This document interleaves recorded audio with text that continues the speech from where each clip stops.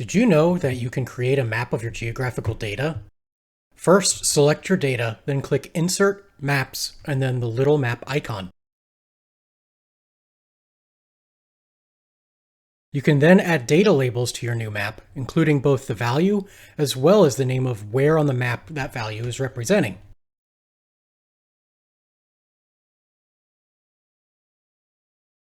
To make the labels easier to read, change their color and size both all at once or even individually.